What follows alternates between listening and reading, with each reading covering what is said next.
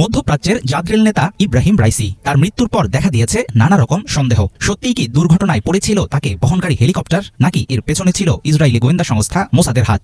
আসসালামু আলাইকুম। সম্প্রতি সারা বিশ্বে যে ঘটনাটি তুলপাড় সেটা হচ্ছে ইরানের প্রেসিডেন্ট ইব্রাহিম রাইসির মৃত্যু। অনেকেই ভাবতেছেন যে ইরানের প্রেসিডেন্ট ইব্রাহিম রাইসির এই দুর্ঘটনা কিভাবে হলো। তার সাথে দুইটি বিমান ছিল, সেই দুইটি বিমান যথাযথভাবে সুন্দরভাবে গন্তব্যে পৌঁছালেও যে বিমানটি ইব্রাহিম রাইসিকে বহন করেছিল সেই বিমানটি কেবল দুর্ঘটনার কবলে পড়ে। অনেকের ধারণা যে ইব্রাহিম রাইসির মৃত্যুর পেছনে মোসাদের হাত আছে। সেই ভিডিওটি আমরা আজকে দেখে নেব। মধ্যপ্রাচ্যের জাদ্রেল নেতা ইব্রাহিম রাইসি তার মৃত্যুর পর দেখা দিয়েছে নানা রকম সন্দেহ। সত্যিই কি দুর্ঘটনায় পড়েছিল তাকে বহনকারী হেলিকপ্টার, নাকি এর পেছনে ছিল ইসরায়েলি গোয়েন্দা সংস্থা মোসাদের হাত? এমন জল্পনা কল্পনার মধ্যে সামনে এলো দুর্ঘটনা নিয়ে ইরানের তৈরি প্রথম সরকারি তদন্ত প্রতিবেদন। 23 মে বৃহস্পতিবার ইনভেস্টিগেশন রিপোর্টটি প্রকাশ করে ইরানের সশস্ত্র বাহিনীর জেনারেল স্টাফ। প্রতিবেদনে বলা হয়, ঘটনার দিন রাইসিকে বহনকারী হেলিকপ্টারটি পূর্বনির্ধারিত ফ্লাইট রুটেই ছিল। প্রেসিডেন্টের বহরে থাকা অন্য দুই হেলিকপ্টারের সাথে দুর্ঘটনার 1.5 মিনিট আগেও কথা হয় বিধ্বস্ত হেলিকপ্টারের পাইলটের। সশস্ত্র বাহিনীর প্রকাশিত প্রতিবেদনের তথ্য বলছে, বিধ্বস্ত হেলিকপ্টারে পাওয়া যায়নি বুলেট কিংবা এমন কোনো আঘাতের চিহ্ন। একটি পাহাড়ে ধাক্কা খেয়ে বিধ্বস্ত হওয়ার পরপরই সেটিতে আগুন ধরে যায়। উদ্ধার অভিযান ব্যাহত হওয়ার মূল কারণ ছিল বৃষ্টি, ঘন কুয়াশা ও পাহাড়ি অঞ্চলের নিম্ন তাপমাত্রা।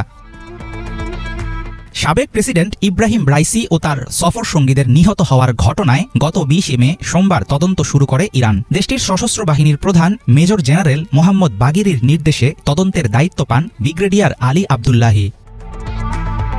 প্রকাশিত প্রতিবেদনে উল্লেখ করা হয়, রাইসির হেলিকপ্টার বিধ্বস্ত হওয়ার সময় ওয়াচ টাওয়ার ও ফ্লাইট ক্রুদের মধ্যে হওয়া আলাপে পাওয়া যায়নি কোনো সন্দেহজনক আলামত। সশস্ত্র বাহিনীর তরফ থেকে বলা হয়েছে, তদন্ত সম্পূর্ণ শেষ হলে জানা যাবে আরও বিস্তারিত তথ্য।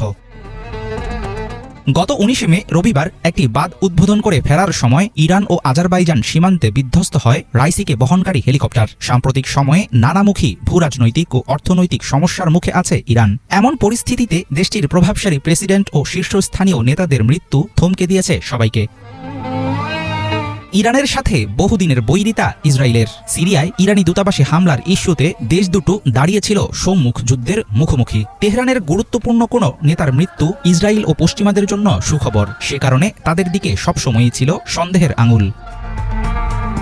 রাইসির মৃত্যুতে হাত নেই ইসরায়েলের। তেল আবিবের এমন দাবির পরেও বিশ্বজুড়ে উঠেছে ষড়যন্ত্র তত্ত্বের ঝড়। ইসরায়েলের সম্পৃক্ততার ন্যূনতম আশঙ্কা পুরো অঞ্চলকে ঠেলে দেবে নতুন সংকটের দিকে। হেলিকপ্টার বিধ্বস্তের ঘটনায় ইসরায়েলের সংশ্লিষ্টতা নেই বলেই মনে করেন অনেক বিশেষজ্ঞ। তাদের দাবি, কোনো ক্ষমতাসীন প্রেসিডেন্টকে হত্যার ইতিহাস নেই মোসাদের। তেল আবিব জানে এমন ঘটনার পরিণামে সূত্রপাত ঘটবে সরাসরি যুদ্ধের। গাজায় আগ্রাসনের মধ্যে দুই ফ্রন্টে নিজেদের জড়াতে চাইবে না ইসরায়েল। ইব্রাহিম রাইসি ও তার সফর সঙ্গীদের নিহত হওয়ার ঘটনায় স্বল্প সময়ে তদন্ত প্রতিবেদন প্রকাশ করল ইরানের সশস্ত্র বাহিনী। প্রিয় নেতাকে হারানোর শোক সামলে এর মধ্যে নির্বাচনের প্রস্তুতিও নিচ্ছে তেহরান। সম্পূর্ণ রিপোর্ট প্রকাশ হলে জানা যাবে দুর্ঘটনার বিস্তারিত তথ্য।